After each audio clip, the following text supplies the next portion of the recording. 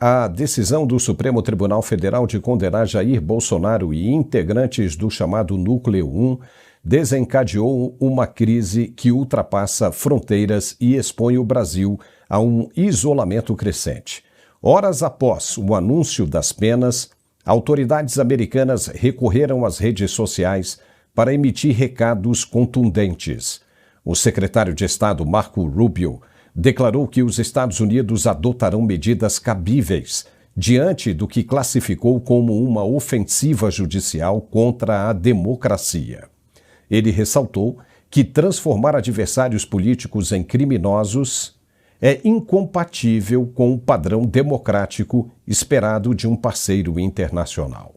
A mensagem foi publicada inclusive em português pela Embaixada Americana em Brasília, reforçando o caráter oficial do alerta.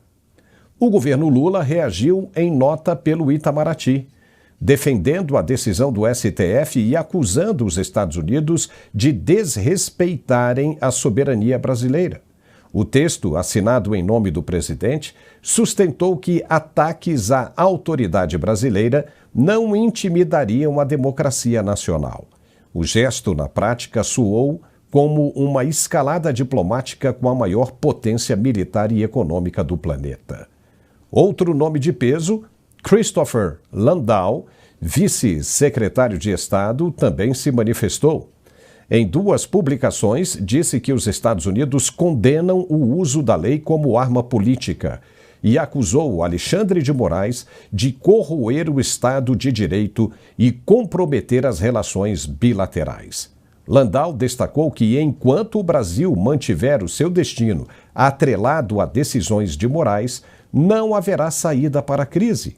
Em apoio a Rubio, ele reforçou: a democracia no Brasil está sob ataque e precisamos expor esse abuso e defender a liberdade. A reação americana não parou por aí. O conselheiro de Trump, Jason Miller, que já havia sido detido no Brasil por ordem de Alexandre de Moraes, disparou uma série de ataques contra o STF. Em mais de 20 posts, chamou o ministro de canalha e afirmou que a decisão equivaleria a uma sentença de morte contra Bolsonaro, acusando a corte de querer vê-lo morto na cadeia. Apesar do tom grave das críticas, o governo brasileiro e os ministros do Supremo preferiram agir como se nada tivesse acontecido. Mas as consequências não podem ser ignoradas. Sanções, tarifas e perda de credibilidade internacional estão sim no horizonte. Ao condenar generais e ex-ministros a penas elevadas, acompanhadas da cassação de patentes, a Corte deixou claro que não há espaço para oposição institucional no Brasil. O desgaste internacional, principalmente vindo dos Estados Unidos, atinge em cheio a imagem do Supremo e expõe a contradição de um tribunal que se apresenta como guardião da Constituição, mas que, na verdade, atua de forma política e seletiva. O governo Lula, por sua vez, transfere para o STF a linha de frente da perseguição a opositores. O resultado é um Brasil enfraquecido, com instituições vistas como ferramentas de um projeto de poder. As declarações de Marco Rubio e Christopher Landau deixam muito claro: os próximos passos não serão suaves. E agora nós vamos conversar com o nosso analista de geopolítica, Gerson Gomes. Olá, Gerson, seja muito bem-vindo. As autoridades brasileiras e principalmente o presidente Lula deu uma declaração de guerra aos Estados Unidos. Não ficou bom isso. E as consequências serão gravíssimas. O que você tem a dizer sobre isso? Seja bem-vindo.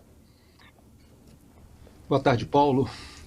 Agora de tarde, já conversando com você no início da noite, eu já estou em condições melhores, digamos assim. Tive uma noite bastante difícil depois do julgamento, que na minha avaliação foi um julgamento farsesco, político, ali no Supremo Tribunal Federal, que reverberou muito aqui nos Estados Unidos, e eu te confesso que eu tive uma noite pensando em como organizar as ideias para que a gente transmita para a nossa audiência não uma visão vitimista ou até mesmo catastrófica, mas dizer que apertem os cintos, preparem-se, nós entraremos em um período de muita dificuldade nos próximos meses.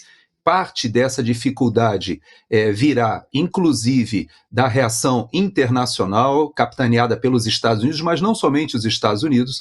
É importante que a gente entenda que há uma disputa geopolítica em andamento, na qual nós temos alguns atores bem conhecidos. A China capitaneia ali aquela união com a Rússia, nós sabemos que tem o Irã junto, temos os Estados Unidos e a União Europeia, mas no meio dessa disputa nós temos também um grupo de metacapitalistas que investiu no retorno, na descondenação de Lula, que, na minha avaliação, é a gênese desse golpe, que, na verdade, foi feito para retirar Bolsonaro do poder, muito similar ao que aconteceu aqui nos Estados Unidos com Trump.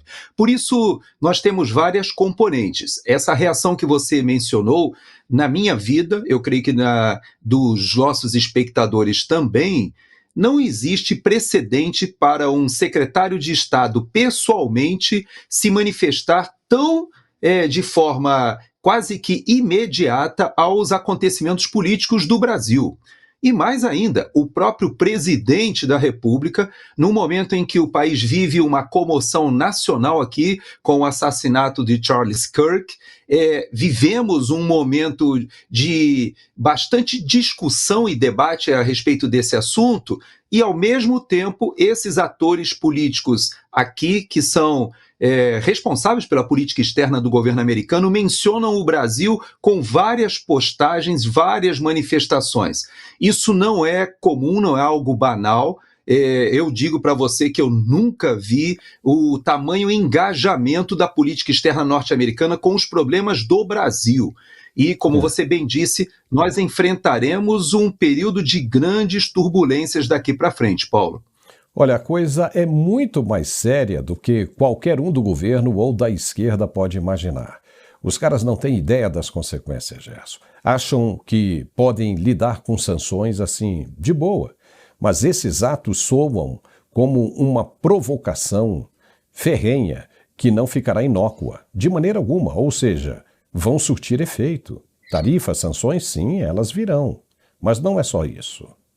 É só passar um pouco mais esse clima que você falou aí de comoção do Charlie Kirk, que tomou conta dos Estados Unidos, que o presidente Trump, juntamente com sua equipe, vai se voltar para as questões da América Latina. Mas a coisa vai ficar muito pior do que isso. Os americanos estão com uma lista escalonada, com efeitos devastadores, até que o objetivo seja atingido.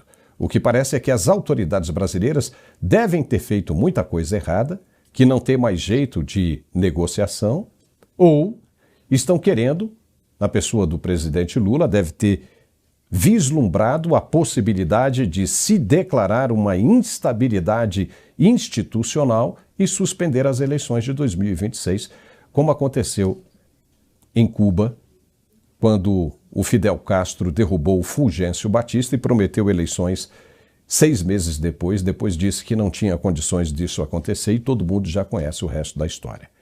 O que você acha? Você elenca um dos cenários possíveis e olha que esse cenário que você apresenta, ele tem precedentes no nosso entorno geográfico. Você tem toda a razão. Mas nós temos uma série de variáveis acontecendo exatamente nesse momento. A primeira questão, ou desafio, a reflexão que eu faço à nossa audiência, é reconhecer que o Brasil hoje não é a esquerda formal que governa o país. Mais ainda, sequer aquele grupo que se formou em Lula 1 e 2 e que, de certa maneira, foi gestado durante o governo Fernando Henrique, esse grupo é muito internacionalizado, muito ligado ali no esforço da Unasul, do Conselho de Defesa Sul-Americano, que, na verdade, era envelopado ali na época, né, no Foro de São Paulo, gestado ali com Fidel Castro, aquela aparente supremacia daquele movimento ideológico que aconteceu na América do Sul, em um momento em que nós tínhamos praticamente todos os presidentes da América do Sul, com exceção da Colômbia naquela época, que ainda tinha muito presente ali o combate ao narcotráfico, uma aliança com os Estados Unidos, mas nós tínhamos da Venezuela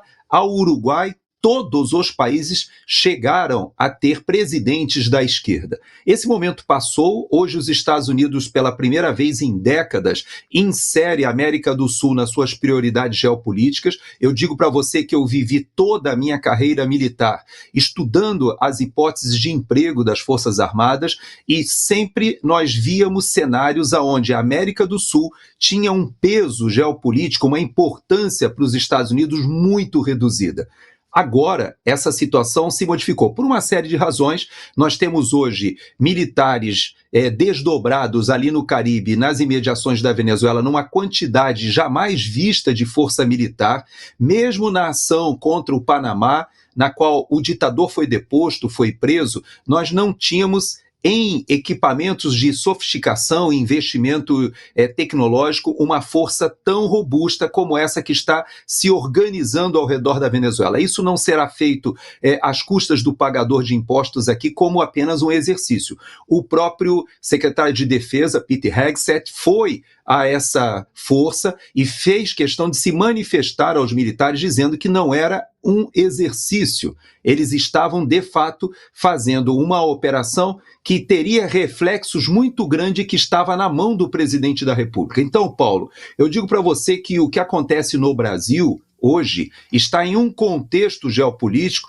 no qual Rússia, China e Irã se fazem presentes no que seria ali a área de influência dos Estados Unidos.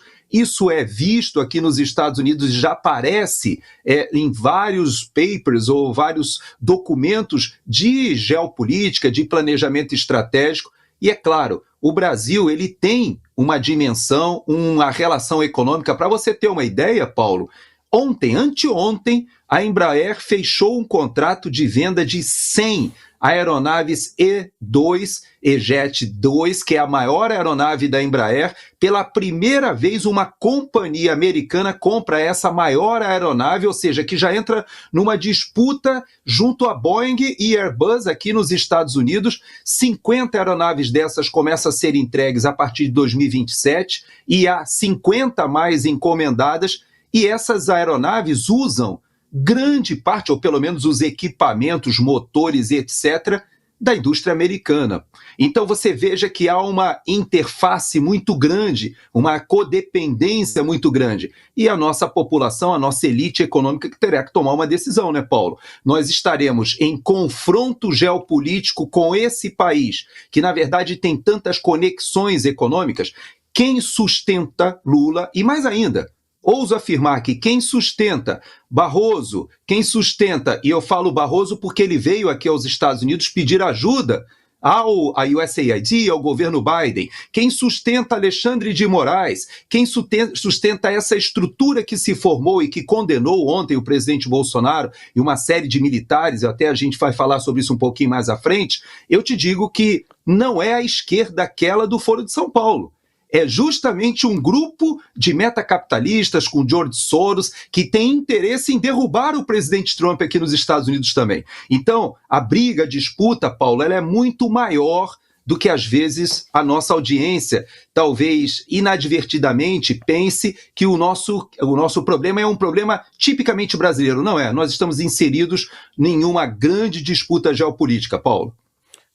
E o presidente Trump já disse que os dias de George Soros e do filho dele estão contados, inclusive com a possibilidade de colocá-los atrás das grades. Então não é uma coisa, né, que está sendo deixada de lado, muito pelo contrário. Vamos em frente. O Supremo Tribunal Federal finalizou a etapa de dosimetria no julgamento do chamado Núcleo 1, que trata da tentativa de golpe de Estado. O ex-presidente Jair Bolsonaro foi o mais duramente punido, com 27 anos, 3 meses de prisão em regime fechado, além de 124 dias multa, calculados a partir de 2 salários mínimos cada. Logo atrás dele está o general da reserva Walter Braga Neto, que recebeu 26 anos de reclusão, também em regime fechado. As penas se estenderam a outros nomes de peso do antigo governo. O ex-ministro da Justiça Anderson Torres e o almirante Almir Garnier foram condenados a 24 anos de prisão cada. O general Augusto Heleno, que comandou as tropas brasileiras àquela intervenção no Haiti, aonde o coronel Gerson também esteve presente, ele foi sentenciado a 21 anos de prisão, enquanto o ex-ministro da Defesa, Paulo Sérgio Nogueira, também general de 4 estrelas, pegou 19 anos. Já o deputado federal Alexandre Ramagem, ex-diretor da ABIN, recebeu 16 anos, 1 mês e 15 dias, perdendo ainda um mandato parlamentar, embora os parlamentares deputados prometem reverter essa situação. Então é uma briga que ainda vai render bastante. O caso ainda não está terminado, muito pelo contrário. E o caso de menor impacto foi o do tenente-coronel Mauro Cid, ex-ajudante de ordens de Bolsonaro. Graças ao acordo de delação premiada, a pena dele ficou em apenas 2 anos e em regime aberto.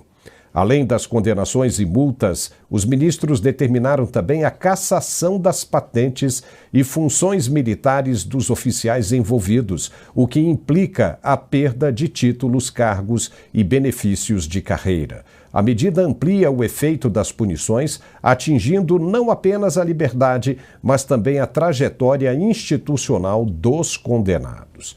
Gerson Gomes. E agora, hein? Como é que vai ficar essa situação? Eu me lembro muito bem que você disse não acreditar que o STM iria acatar as determinações do STF, porque ali no STM você tem 10 generais 4 estrelas e 5 civis. Então eles não iriam caçar a patente dos militares. Eu ainda acredito em você, Gerson. Aposto justamente nesse seu raciocínio. Mas e agora? Sendo sincero, o que você acha que vai acontecer? Bom, primeiro nós precisamos deixar um pouco decantar isso que está acontecendo. Nós ainda estamos naquela emoção dos últimos dias, né, do julgamento do presidente Bolsonaro.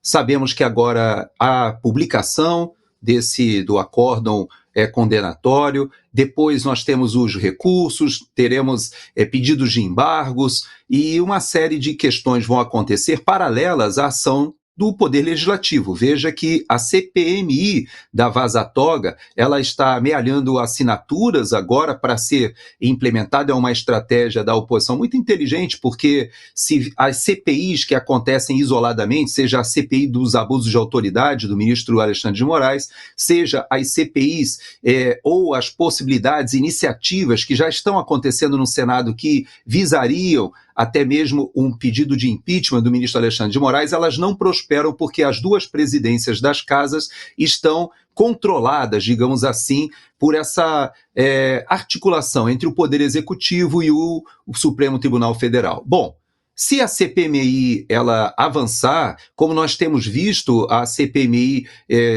que já está avançando sobre questões do governo, sobre corrupção, vista ali tanto na questão do INSS, mas sobretudo olhando os intestinos do governo em relação ao que a gente já vê do avanço do crime organizado, entrando nas estruturas de governança, nas estruturas políticas, é possível que haja uma reação.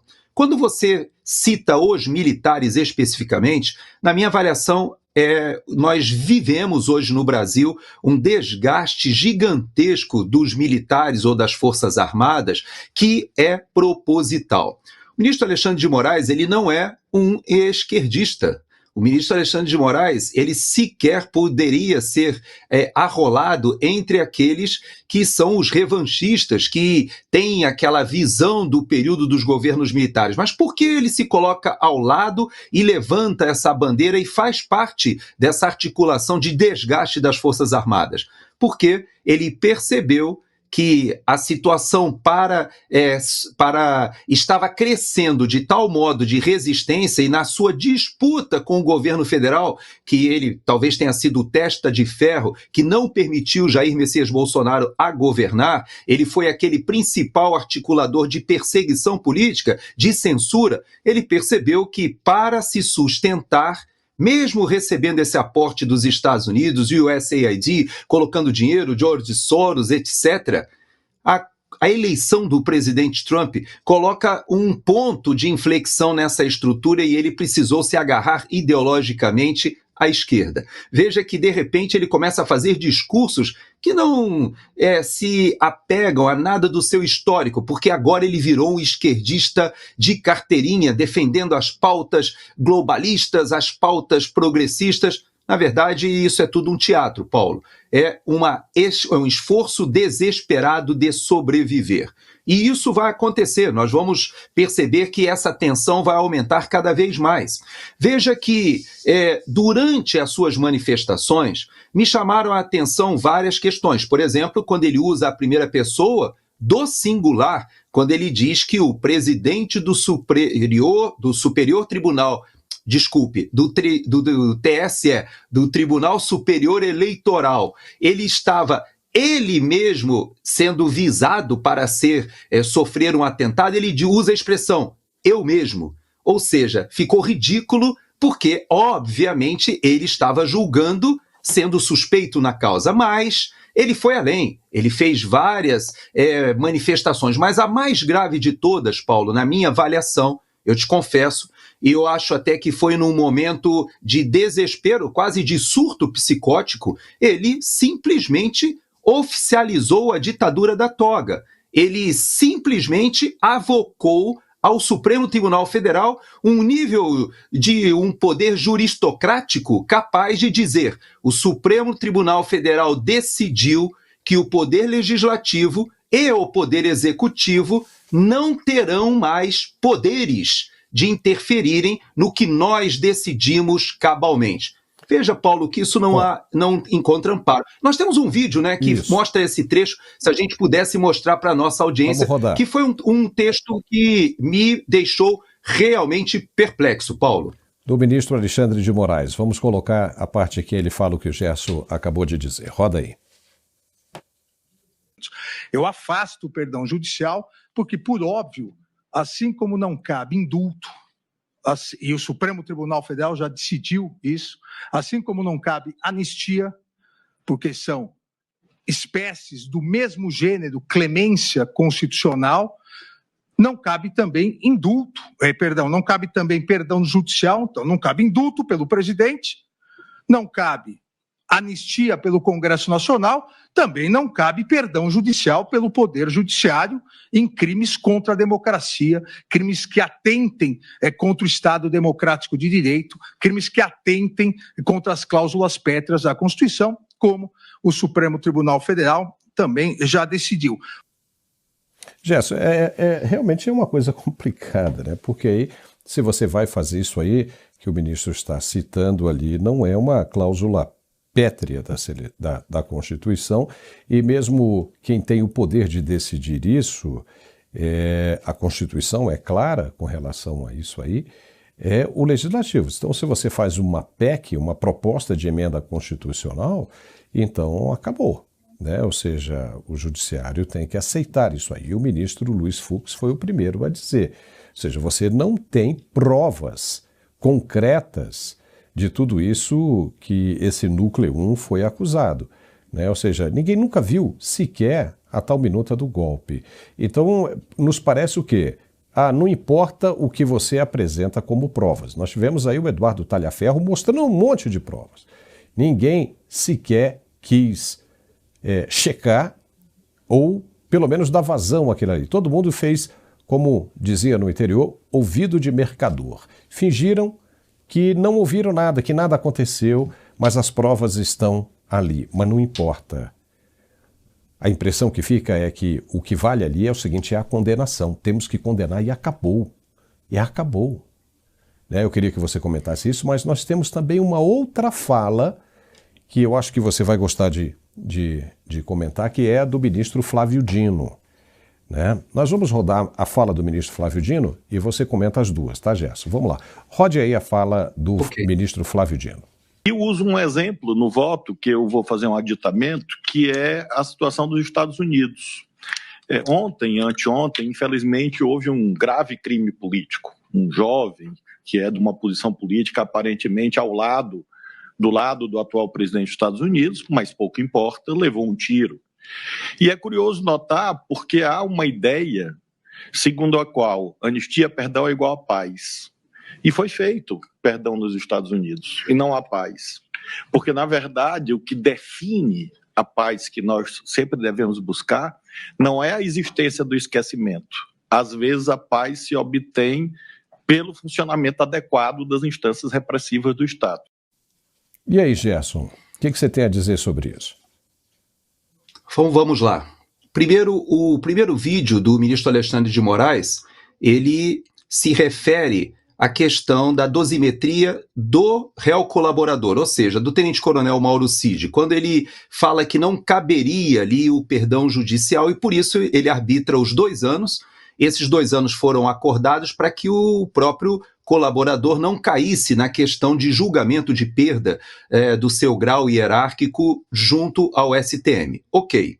Primeira questão que a gente deve lembrar é que ele, sim, o ministro Alexandre de Moraes, já avançou sobre a lei, sobre a Constituição, sobre cláusulas pétreas da Constituição já há muito tempo. Por exemplo, na Justiça Militar, e por isso eu ouso afirmar que esses militares não perderão os seus postos. Por que eu ouso afirmar? Porque o julgamento ele está amealhado de inconstitucionalidades. E eu explico.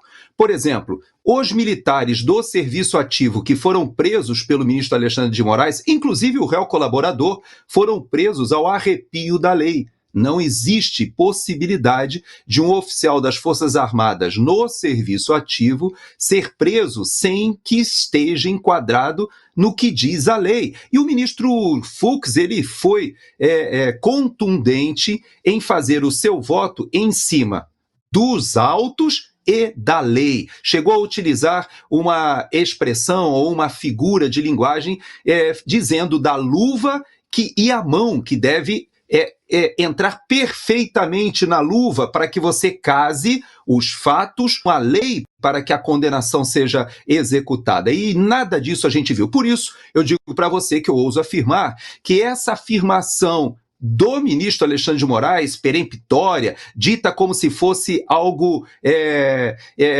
inescapável, de que o Supremo Tribunal Federal decidiu, está decidido, não existe anistia, não existe perdão, e o Supremo Tribunal determina, inclusive, que os militares devam perder suas patentes. Eu não acredito que isso ocorra, acredito sim que os 4 oficiais generais do Exército, os 3 da Marinha e os 3 da Força Aérea, não agirão corporativamente, mas agirão com maturidade para entender que o que existiu ali foi um julgamento essencialmente político. E mais, ouso afirmar a você, Paulo, que dos 5 civis, com exceção da presidente, que agora já tem se manifestado e já tem inclusive dito que se perderão os seus postos, as suas patentes ali, com exceção dela, os outros 4 togados civis que estão ali, que são de fato de carreira, eu tenho informação de que alguns deles, alguns até eu já tive contato durante a minha carreira, são pessoas seríssimas e não vão embarcar nessa insensatez. Agora vamos ao Flávio Dino. O Flávio Dino, ele age com um cinismo que, aliás, o ministro Fux chegou a, de uma maneira indireta, dizer do seu senso de humor. E, na verdade, o que a gente viu ontem foram cenas...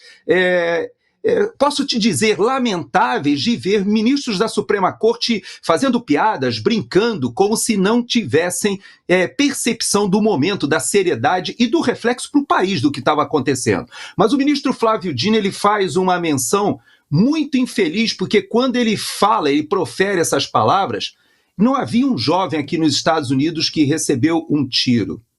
Havia um jovem de 31 anos, pai de família, com 2 filhos, que foi assassinado, e ele sabia, porque esse tiro não foi seguido de minutos de indecisão, ou como os atentados que nós vimos com o Villavicencio, que aconteceu ali no Equador, ou agora com o Uribe, que ficou meses ali em coma, e não sabíamos se ia sobreviver ou não. Não.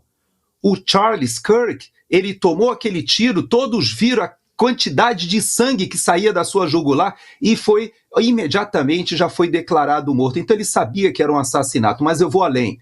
Ele faz uma comparação terrível quando ele diz que a anistia, ou seja, o perdão ou até o indulto presidencial que o presidente Trump aqui deu para aqueles que falsamente foram arrolados numa situação muito similar do 8 de janeiro, que o 6 de janeiro aqui, quase para mim, eu tenho essa convicção, foi o mesmo roteirista, né, do que aconteceu aqui no 6 de janeiro e o 8 de janeiro no Brasil, mas o presidente Trump, ele faz o indulto. E o que o Flávio Dino está dizendo é o seguinte, corroborando até o que o seu colega Alexandre de Moraes, não cabe anistia, não cabe perdão, não cabe pacificação, porque, segundo ele, quando faz o indulto, o presidente Trump não conseguiu pacificar. E que, na verdade, ele está dizendo é que no Brasil, se houver anistia, se houver o indulto, a esquerda vai fazer o quê? Vai imitar isso que está acontecendo?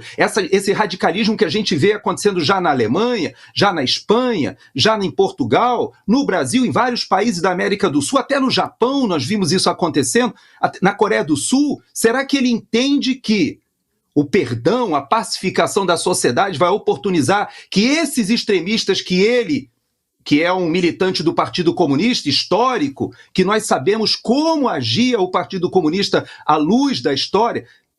Eu vou dizer para você, Paulo, que na minha avaliação, esse cinismo do Flávio Dino, ele é pior, às vezes, do que o que a gente vê acontecendo dos ativistas que vêm e fazem defesas imorais nas redes sociais a isso que a gente está vendo hoje aqui nos Estados Unidos. Você sabe da situação que nós estamos vivendo, mas o ministro Flávio Dino, ele usa a toga num momento muito infeliz para dizer que o Brasil não pode achar o seu caminho de pacificação.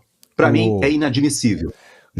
A Polícia Federal prendeu nesta sexta-feira Antônio Carlos Camilo Antunes, o careca do INSS, e o empresário Maurício Camizotti, apontados como operadores do esquema de fraudes milionárias contra aposentados.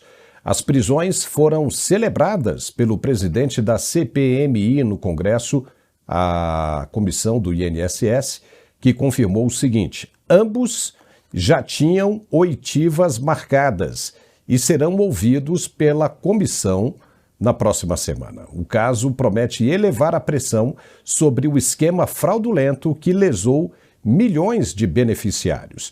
Veja agora o que disse o presidente da comissão, Carlos Viana. Eu não falei com vocês que não ficaria impune? Eu não me comprometi que a investigação iria colocar na cadeia os envolvidos em roubarem os nossos idosos e pensionistas, a Previdência brasileira? Pois demos um primeiro passo. O Supremo Tribunal Federal aceitou o nosso pedido da CPMI e colocou na cadeia o careca do INSS e o senhor Camizotti. Os dois estavam, inclusive, dilapidando patrimônio, como nós denunciamos na CPMI. O que é isso? Estavam escondendo o dinheiro roubado da Previdência brasileira. É o primeiro passo, gente, porque nós temos outros suspeitos, pelo menos 19, que também precisam ir para a cadeia. São dirigentes de sindicatos, de associações que participaram de empresas fantasmas que o recebiam e desviavam o dinheiro roubado dos aposentados, o dinheiro público do nosso país. E nós não vamos parar. A CPMI tem um compromisso com você, brasileiro, com você, pensionista do INSS, com você que contribui com esse país. Nós vamos em frente e nós vamos colocar às claras esse esquema de corrupção contra os nossos idosos e pensionistas. Eu não vou dizer para vocês que eu estou feliz, porque eu estou indignado que isso tenha demorado tanto a aparecer, mas graças a Deus, eu fui colocado ali como presidente daquela CPMI e eu tenho compromisso com a minha consciência, com a minha fé e com você, os mineiros que votaram em mim e com você que contribui com esse país. Vamos em frente. Eu já pedi ao ministro André Mendonça, já pedi à Advocacia do Senado um requerimento para que os dois presos sejam conduzidos à CPMI na próxima segunda e na próxima quinta, para que você acompanhe pela televisão, pela imprensa, o que eles têm a dizer. Eles têm muitas explicações a nos dar, a todos os brasileiros. Gente, eu sei que a impunidade machuca, que muitas pessoas às vezes ficam descrentes, mas nós temos que estar de pé, nós temos que estar firmes no nosso objetivo e nada vai me tirar da decisão de entregar uma resposta ao povo brasileiro. Gerson, isso é o que deveria ter sido feito há muito tempo, como disse aí o próprio presidente, o Carlos Viana. A prisão desse cara aí o careca do INSS, vai revelar muita coisa. Ele sabe demais. O que você achou, Gerson? Bom, primeiro, renova as nossas esperanças e expectativas no poder legislativo, Paulo. Nós ainda não temos um poder legislativo configurado do jeito que o Brasil precisa, do jeito que nós sonharíamos, principalmente no Senado Federal. Não podemos esquecer que quem venceu a eleição de 2022 foi a direita e a centro-direita, e que a esquerda teve uma derrota avassaladora, apesar de ter conquistado a cadeira presidencial. Mas, infelizmente, também para a história do Brasil, em 2022, apenas 1/3 das cadeiras do Senado estavam em disputa. E por isso, houve um avanço tão grande do centro e da direita na Câmara dos Deputados e um pouco mais reduzido no Senado Federal.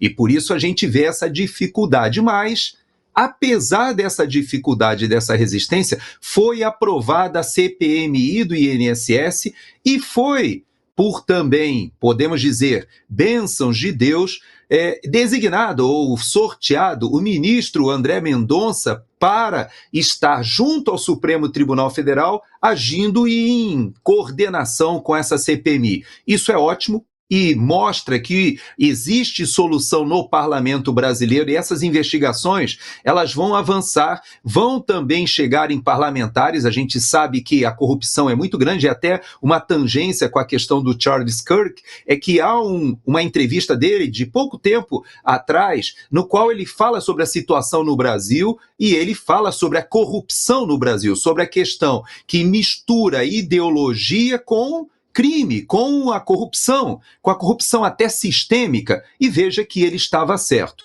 É uma esperança, Paulo, porque a impunidade que já estava meio assegurada, eu sei que já há acordos acontecendo. Por exemplo, foi feito um acordo para que apenas os presidentes desses sindicatos, dessas associações, sejam ouvidos, para que o irmão do Lula, que é um vice-presidente, não seja ouvido aí pela CPMI. Foi um acordo, mas já é um acordo que já avança e que nós teremos muitas possibilidades de nós voltarmos àquela situação, Paulo, do mensalão. Você lembra que ninguém dava nada para aquela CPI dos Correios, ninguém achava que poderia chegar, e de repente um Roberto Jefferson apareceu, exigiu inclusive que o José Dirceu deixasse a Casa Civil e inclusive fez um alvoroço tão grande na opinião pública que chegou ao Supremo Tribunal Federal. Dali derivou o Petrolão, dali derivou a Lava Jato. Então você veja que os pequenos começos, né, Paulo, às vezes chegam a grandes resultados.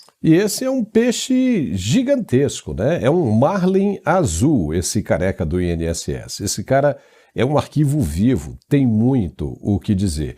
E vou te falar um negócio, hein, cara? Por sorte mesmo, que nem você falou, foi coisa de Deus mesmo ter caído tudo nas mãos do André Mendonça. Porque se caísse na mão de outros, aí o que poderia acontecer? Porque, cito um exemplo, né? O ministro Dias Toffoli acaba de anular todas as acusações e processos contra o senador Jacques Wagner, do PT, da Bahia, envolvido, ou seja, eram delações, eram provas, né, da Odebrecht. O pessoal da Odebrecht tinha ele ali como um nome envolvido ali nas propinas e tudo mais, e simplesmente foi anulado. Como também ninguém está falando das denúncias whistleblower, né, que a gente chama aí nos Estados Unidos, do Talhaferro, Eduardo Talhaferro, que apresentou um vasto material comprobatório e ninguém quer, inclusive, investigar. Por que não querem investigar? Porque tem medo de não saber como lidar com a situação na hora que baterem ali as mãos e os olhos em cima das provas? E aí, como é que vai fazer? Então é melhor nem tocar nesse assunto. Então realmente é uma coisa complicada, mas isso do INSS é gigantesco, né? Com toda certeza vai respingar em gente importante. E o que deveria acontecer era justamente esse pessoal que luta hoje, principalmente o pessoal da esquerda que luta hoje para afundar, para enterrar esse processo de investigação, deveria estar lutando para esclarecer, para deixar tudo às claras. Mas não, por que razão os caras querem esconder? Por que razão os caras querem atrapalhar os caminhos da CPMI, da investigação. Por que razão? Será que o eleitor não consegue enxergar isso? Será que o próprio eleitor de esquerda não consegue enxergar isso?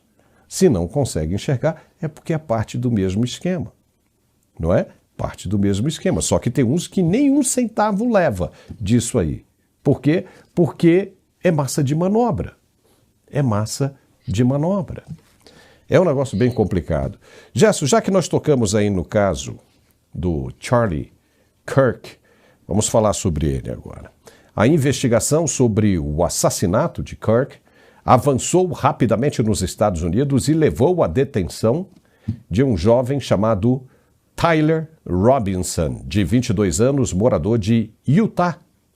O que mais chamou a atenção foi a atitude do próprio pai do jovem, um pastor da comunidade local que, ao perceber os indícios contra o filho, decidiu entregá-lo às autoridades. O presidente Trump disse que são fortes indícios. Durante a operação, os policiais apreenderam um rifle de ferrolho apontado como a possível arma do crime, além de registros de câmeras de segurança que mostram um homem com características semelhantes fugindo pelo telhado logo após o disparo.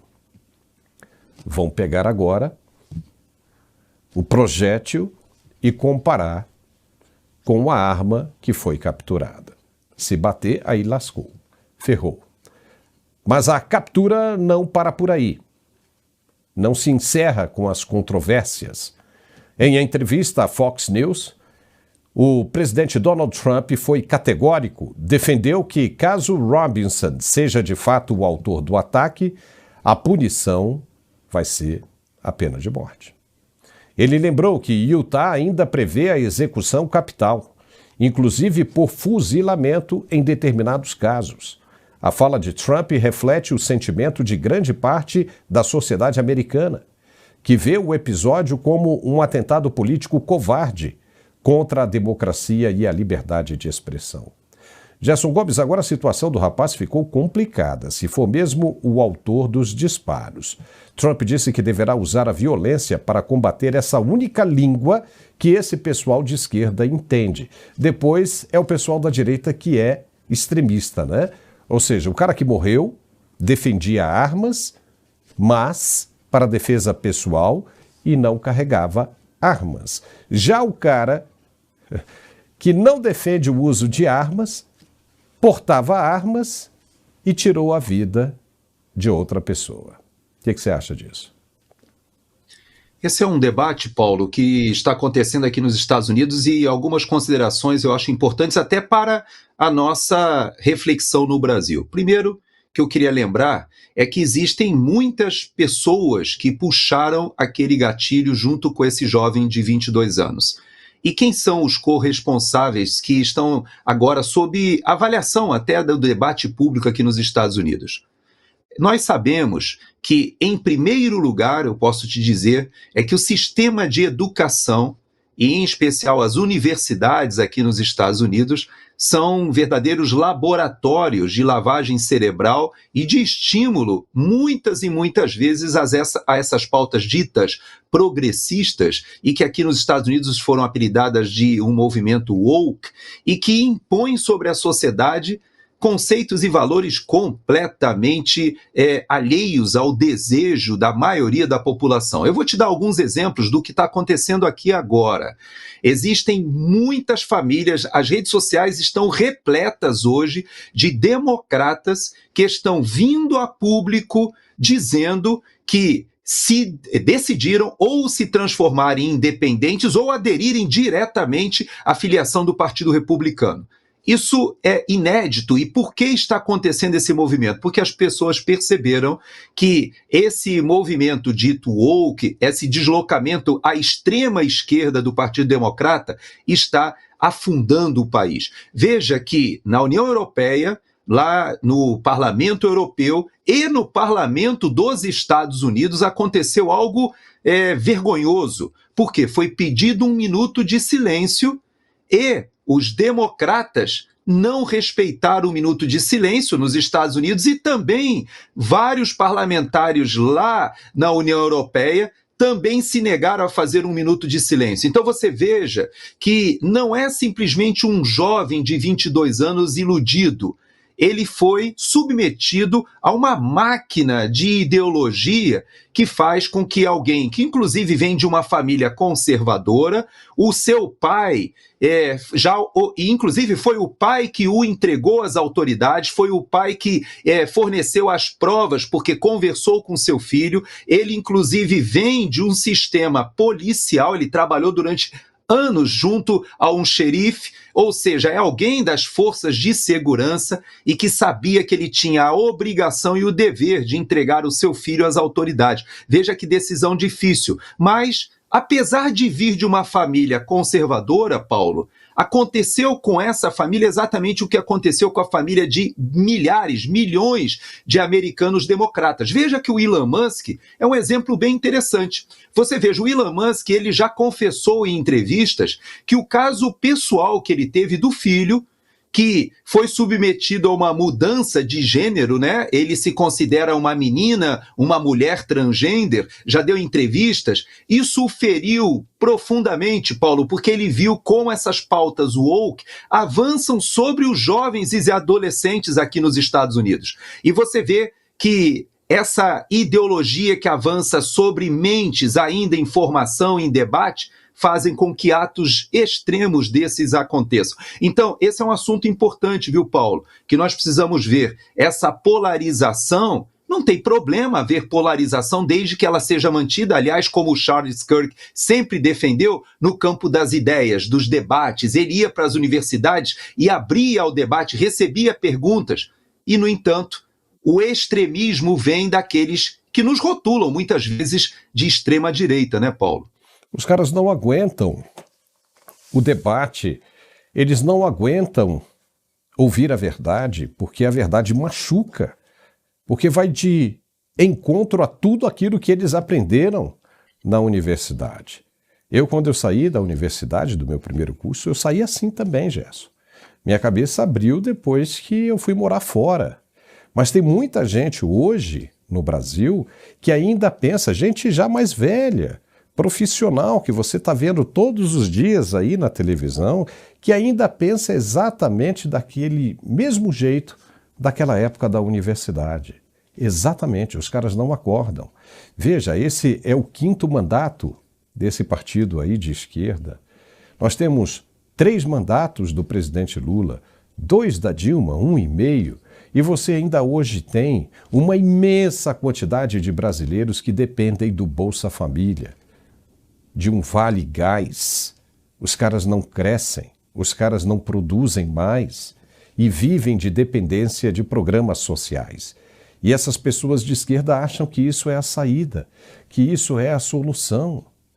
Ou seja, ao invés de você pensar em crescer, em prosperar, em ter mais e fornecer mais, de que você, ao invés de você pensar em ser um empreendedor, gerar receita, gerar empregos. Não, esses caras preferem ficar na dependência do Estado e o Estado precisa que esses caras fiquem na dependência dele. Porque só assim eles conseguem manter essas lideranças do Estado ricas, maravilhosas, usando bens caríssimos, inacessíveis, para aquela massa de manobra que eles têm na coleira. É assim. E os caras não acordam. Aí eles dizem que você é que tem a mente lavada, não eles. O Charlie Kirk, ele dizia, nesse evento que ele estava aí, ele dizia, me desafie com as suas ideias. Ou seja, ele queria discutir, isso é saudável. Eu posso não concordar com você, mas eu coloco aqui, mas você é um ser humano. Você é um pai de 2 filhos pequenos que precisam de você. Você é um marido de uma esposa que precisa de você. Você tem pais também. Caramba! E de repente chega um menino desse, formado numa universidade, doutrinado, e vai e coloca tudo a perder, porque ele destruiu não só essas pessoas ligadas ao Charlie Kirk. Ele destruiu a vida dele também. Imagine o sofrimento do pai dele, sabendo que o filho será morto também, porque ali em Utah você tem pena de morte e por fuzilamento, e Trump disse que não haverá perdão, no mercy. Imagine o sofrimento do pai, da mãe desse rapaz. Quem é o culpado por isso? Quem é o verdadeiro culpado por isso? São os donos dessa ideologia destruidora que querem acabar com a família. Tem gente aí, já de cabelos brancos, indo para frente da televisão, dizendo que a família é uma desgraça que tem que ser destruída, que a religião é o pecado da humanidade. Que absurdo! Que absurdo! Mas eles não debatem, não querem discutir, porque quando eles descobrem, como Lula disse mesmo, quando você estuda um pouco mais, quando você passa a ter um pouco mais de informação, você não quer saber deles. Então os caras querem destruir a verdade, a informação, o seu acesso à informação. Por isso querem calar as redes sociais, as mídias sociais. Porque é através dela, através desse advento, é que você consegue enxergar o outro lado da história. Gerson, você quer fazer uma consideraçãozinha final? Eu quero deixar para a nossa audiência somente uma reflexão, que a gente honre de alguma forma o legado deixado pelo Charles Kirk, que não nos privemos ao debate, ao realmente não existe nada de errado na polarização política, esquerda-direita, é algo histórico. Agora, o que há de errado é quando nós nos deixamos levar por aqueles extremistas que não querem não somente o debate, mas eles não admitem sequer a existência da oposição, sequer a existência de um pensamento da alternância de poder. E isso é lamentável. Veja que o próprio ministro Alexandre de Moraes, no seu voto, fala da importância das redes sociais para o surgimento desses grupos extremistas, fascistas de direita. Quando a gente, na verdade, né, Paulo, a gente tem visto que o que ele chama de milícias digitais, etc., esse pretexto para o controle social, para a censura, muitas e muitas vezes é mais presente até no ambiente da esquerda do que no ambiente conservador. E apesar disso, nós estamos com vários atos que estão acontecendo políticos no Brasil. Em toda parte, nós temos políticos no Ceará sendo assassinados, vereadores sendo assassinados. No Rio de Janeiro tivemos o caso de vereadora, mas nós temos vários casos, o Vídia Vicêncio no Equador, temos o caso na Colômbia agora recente, temos o próprio presidente Bolsonaro, que sofre uma facada no processo eleitoral, o presidente Trump, que sofre um atentado. Então a gente percebe, Paulo, que isso que está acontecendo no mundo não pode continuar nessa direção. E nós precisamos da pacificação no nosso país. A crise econômica que se avizinha é muito grande. E ela vai se consubstanciar, vai se formar, se a gente continuar nessa rota de abismo, de levar a população a sofrer a instrumentalização política do Poder Judiciário. É isso que a gente precisa desatar, esse nó, viu, Paulo? Porque ele aconteceu aqui nos Estados Unidos, nós estamos vendo esse desatar de nós acontecendo agora em tempo real aqui nos Estados Unidos, mas o Brasil, Paulo, a gente tem um caminho grande. E a CPMI, eu faço esse apelo, 2 apelos vou deixar aqui no nosso programa no finalzinho. Primeiro, CPMI da Vaza Toga, importantíssimo para que os crimes do ministro Alexandre de Moraes sejam explicitados. E segundo, que o PGR não seja reconduzido pelo Senado Federal. É impossível nós termos esse Procurador-Geral da República que integrou esse grupo de perseguição política e que fez parte desse julgamento, na minha avaliação, um julgamento injusto, farsesco, que ele tenha ou que ele seja reconduzido pelo Senado Federal. 2 pedidos que eu faço, Paulo. É isso aí. Vamos ver o que os senadores vão fazer. Gerson Gomes, olha, só para encerrar é o seguinte, né? O Trump está verdadeiramente machucado. E você deve ter visto a foto da esposa dele, a Melania, muito expressiva. Significa o seguinte, que ele sabe que o ódio da esquerda é gigantesco, isso no mundo inteiro. Vai passar essa comoção. assim, tão pouco passe, tão rápido, tão, né, quando passar isso aí, a Venezuela já está na lista de prioridades e, consequentemente, o Brasil também. Porque o Marco Rubio, é uma informação que a gente tem, sabe que não basta você derrubar a Venezuela, né? Ou seja, o crime organizado comandado por Nicolás Maduro. Ele sabe que os tentáculos dessa hidra ainda estão pela América do Sul. E ele vai buscar um a um. Isso aí. Gerson, um excelente fim de semana para você. Surgindo qualquer coisa aí, eu te aciono aí emergencialmente, tá? Como eu sempre te falo aqui. Tá bom? Qualquer coisa eu te chamo. Muitíssimo obrigado, foi muito bom o nosso bate-papo, bem esclarecedor. Até a segunda. Hein? Até segunda, se Deus quiser. Valeu, tchau.